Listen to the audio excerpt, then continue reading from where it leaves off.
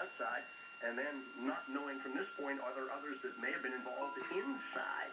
And what's taking place at this point? Right. Yeah. My question, Detective, I guess, was more along the lines of knowing that as an officer, what a fucking idiot, and knowing that the suspect knows that, does that lead to more desperation on that suspect's part, where perhaps that suspect may take more dramatic action? Well, it could. I mean, that is always a possibility. And again, in this situation, fortunately, that didn't happen, other than what we saw. We are showing you a map now of where this incident occurred. It's in Takoma Park at the Capital One Bank on University Boulevard. The address of the bank is 1181 University Boulevard. This occurred, I'm estimating, about 20 minutes ago or so was when we were seeing the live pictures. Bank robbery in progress. Again, the gunman is down. He was shot.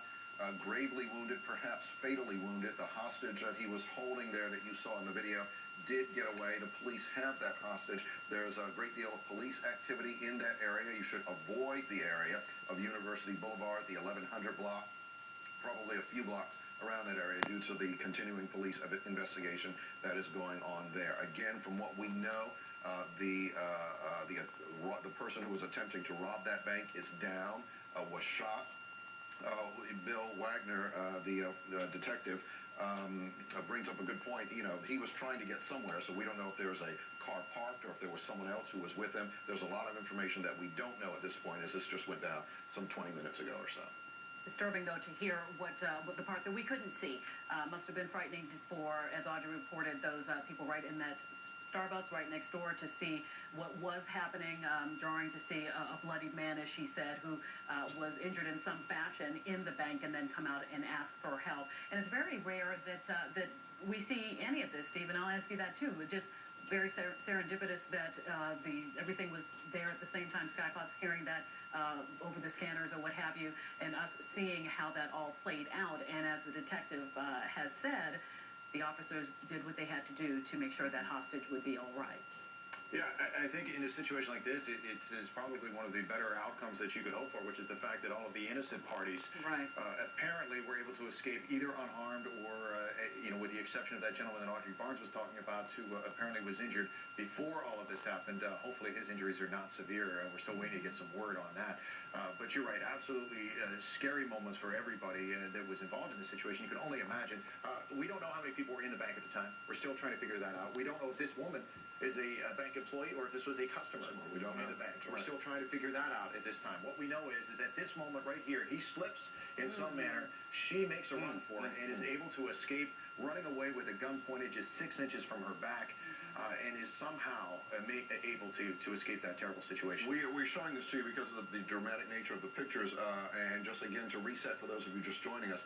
This unfolded live, Sky Fox over the scene. We were seeing it here in the studio while we were doing the show. We did not have it live because you never know how something like this is going to happen or going to turn out. Steve Chenery was downstairs in the newsroom watching the entire thing unfold. We were showing this to you, and we are cutting away intentionally at the point where the hostage gets away, you see there, and then the gunman with a gun is chasing her, and the police then shoot him. It appears that the police shoot him, and he is gravely, if not fatally, wounded. I do want to mention that we have one bit of more information, new information.